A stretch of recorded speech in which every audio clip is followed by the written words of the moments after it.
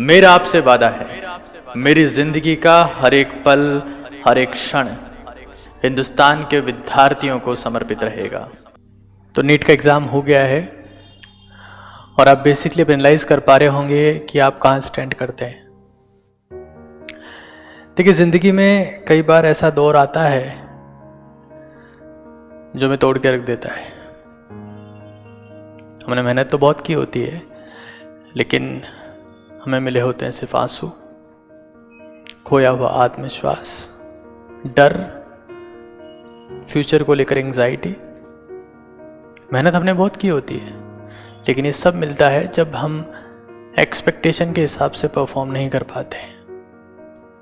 हमारे घर वाले हमारे में बिलीव नहीं करते हैं, पेरेंट्स हमारे में ट्रस्ट नहीं करते हैं और हम रोते हैं, क्या रे क्या हुआ।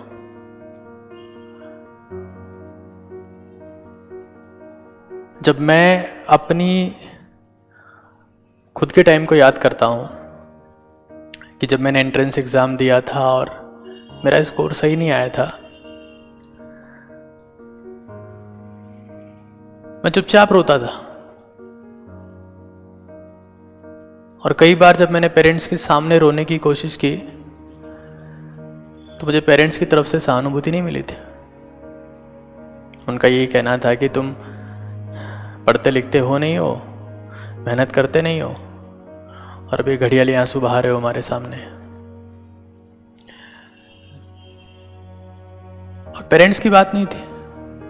मैं उस वक्त किसी से भी मिलता था तो वो मुझसे सही टोन में बात नहीं करता था, बिकॉज आई वॉज अनसक्सेसफुल। उस वक्त एक बात बहुत क्लियरली समझ में आ गई थी कि जिंदगी में जब टफ टाइम होता है ना, तो इसलिए नहीं होता है कि वो टाइम टफ है, इसलिए होता है कि आपके आसपास के लोग भी आपके ऊपर बहुत टफ हो जाते हैं, वो टफ बिहेव करने लगते हैं। तो उस वक्त उम्मीद आपको ये होती है कि सब लोग आपके आंसू पोंछेंगे, आपको समझाएंगे, लेकिन ऐसा नहीं होता है साहब, उल्टा होता है। आप रो रहे होते हो, दुनिया और ज्यादा आपको रुलाना चाहती है। टिश्यू पेपर ऑफर तो तब होता है जब आप सक्सेसफुल हो जाते हो। उससे पहले रोते हुए को हर कोई रुलाना चाहता है, गिरे हुए को हर कोई कुचलना चाहता है। आपके सपनों को लोग खत्म कर देना चाहते हैं कि तू बहुत बड़ा सपना देख रहा था, तेरी बस की बात नहीं है। जब मैं ये सब कंडीशंस मैंने फेस की और वो आज जिनका स्कोर थोड़ा सा कम आया है, लो आया है, वो लोग फेस कर रहे होंगे। तो सबसे इम्पॉर्टेंट चीज़ यही है प्यारे बच्चों कि हम इस चीज़ को समझ जाएं that people changes their opinion when result change. लेकिन सिर्फ ये बोल देने भर से उनकी ओपिनियन चेंज नहीं होगी, रिजल्ट तो चेंज करना ही पड़ेगा। और रिजल्ट चेंज करने का तरीका यही है कि आप क्रिटिकली एनालाइज करें कि आप कहां स्टैंड करते हैं। What is your actual stand. तो मैं अपने लेवल पर कुछ बातें आपके साथ में करने के लिए आया हूं, कुछ बताने के लिए आपको आया हूं, क्योंकि मुझे पता है वो दर्द क्या होता है।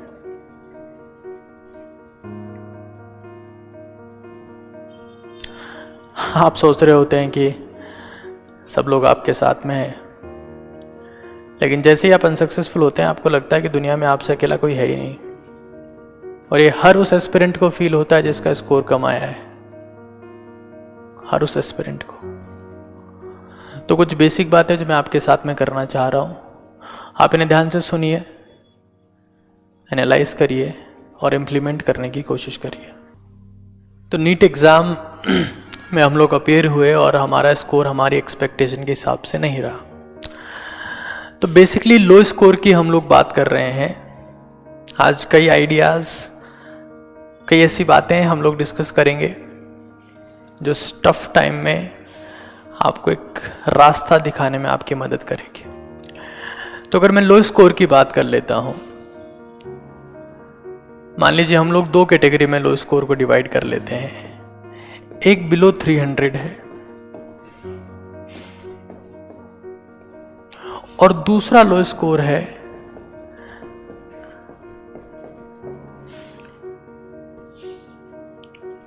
बिलो 550, ठीक है। ये दोनों ही लो स्कोर इसलिए कहा क्योंकि बहुत सारे स्टेट्स में 550 पर भी सिलेक्शन नहीं होगा, इवन कई स्टेट्स में तो 570 580 तक सिलेक्शन नहीं होगा। तो इन दोनों स्कोर्स को हमने लो स्कोर माना है। अब देखिए, अगर आपका स्कोर बिलो 300 है तो उसका मेजर रीजन है लैक ऑफ कॉन्सेप्ट। आपको कॉन्सेप्ट ही नहीं पता, जो नॉलेज रिक्वायर्ड है परफॉर्म करने के लिए उसी के बारे में अभी तक आपको आइडिया नहीं है, और ये मेजर रीजन है। और ये हमें एक्सेप्ट कर लेना है बिना इस चीज़ के कि हमने तो 10 घंटे पढ़ाई की थी, हमने तो 12 घंटे पढ़ाई की थी। हम एक्सेप्ट कर लेना है कि 300 marks it means easy to moderate paper.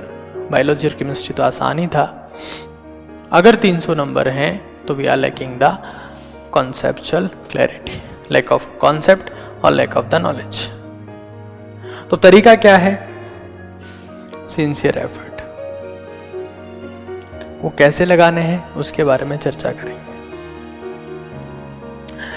लेकिन अगर आपका स्कोर बिलो 550 है, मतलब आप 550 के आसपास तक पहुंच गए, 500 के आसपास तक पहुंच गए, तब इसके 3 कारण बनते हैं।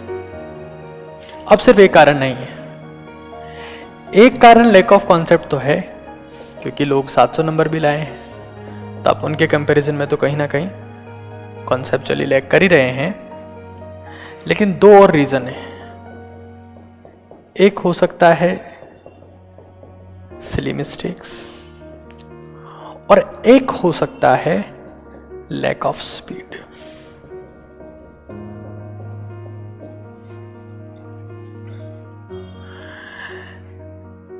देखिए, ये बात करने के लिए मैं इसलिए आया हूं क्योंकि बच्चा ड्रॉप या स्टार्ट कर देता है, तैयारी करना चालू कर देता है, और उसके पास में कोई पोस्टमार्टम नहीं है कि मैं कहां पर हूं, और कोई प्रॉपर एनालिसिस नहीं है।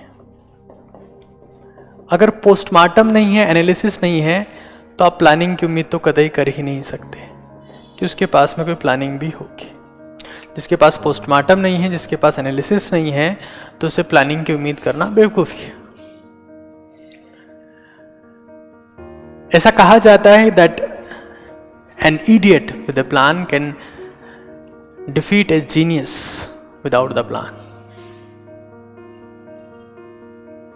सबसे पहले हमें समझना है कि हम लोग किस डायरेक्शन में जा रहे हैं, हम करना क्या चाहते हैं, हमारा ड्रीम क्या है।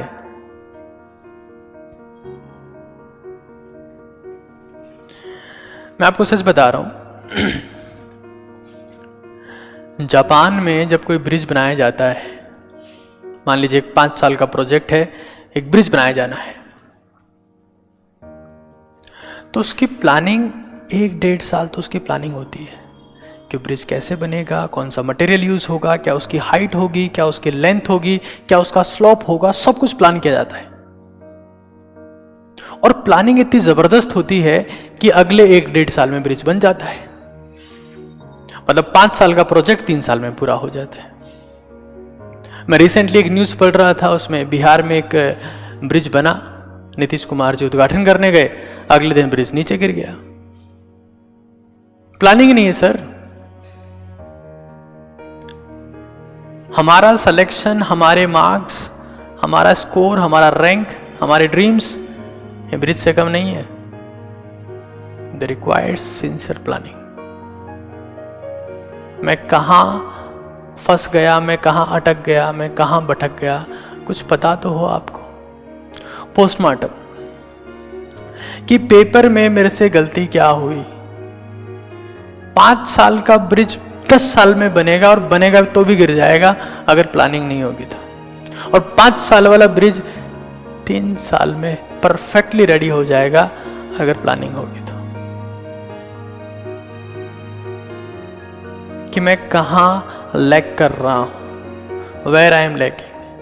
ये आपके पास में होना बहुत ज़रूरी है साहब, इसके बिना कुछ नहीं हो पाएगा। कि मैं कॉन्सेप्चुअली लैग करता हूँ, मैंने सिली मिस्टेक्स बहुत ज़्यादा करी है, या मेरे पास में स्पीड ही नहीं है। क्या रीज़न है? किस रीज़न की वजह से मैं बाकी लोगों के सामने स्टैंड नहीं कर पा रहा हूं? कई लोगों को लगेगा कि वो लोग कम इंटेलिजेंट है, उनका इंटेलिजेंस लेवल ही कम है। ऐसा नहीं होता है। एक गलत फहमी है आपकी, जो आपके आसपास के माहौल की वजह से आपको बार बार महसूस करवाई जाती है। ऐसा नहीं है।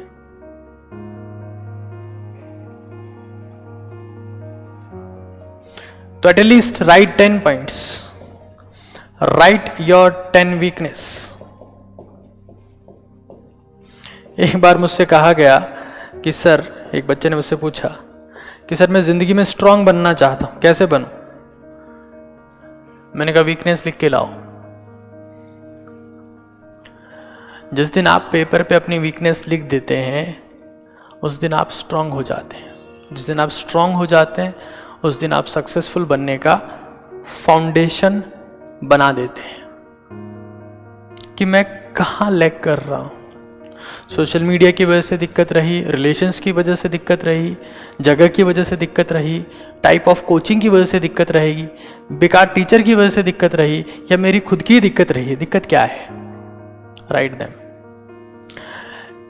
Write them and also comment them कि सर मैंने ये मेरी मिस्टेक्स है, I will try to improve them.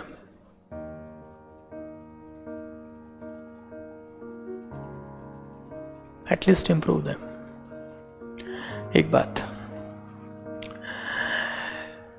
दूसरी बात ये कि जो कुछ भी आपने गेन किया, मुझे इस बात से फर्क नहीं पड़ता कि आपने क्या गेन किया, लेकिन इस बात से बहुत फर्क पड़ेगा कि जो गेन किया उसको लुटा दिया। अगर ऐसा हो गया तो मुझे बहुत तकलीफ है। जो आपने गेन किया हो, मान लीजिए मैं बहुत बेसिक सी बात आपसे करता हूं। एक बाल्टी, इसके यहां पर इस पॉइंट पर छेद हो रखा है। ये इस पॉइंट पर नहीं मानते, हम मानते हैं कि इस बाल्टी के इस पॉइंट पर छेद हो रखा है। छेद हो रखा है, ठीक है, छेद है। इस बाल्टी का वॉल्यूम, टोटल वॉल्यूम 20 लीटर्स। क्या तुम चाहकर भी कभी इस बाल्टी को पूरा भर सकते हो? चाहकर भी नहीं भर पाओगे ना। क्यों? इसमें लीकेज हो रखा है। यहां से पानी रिसता जाएगा।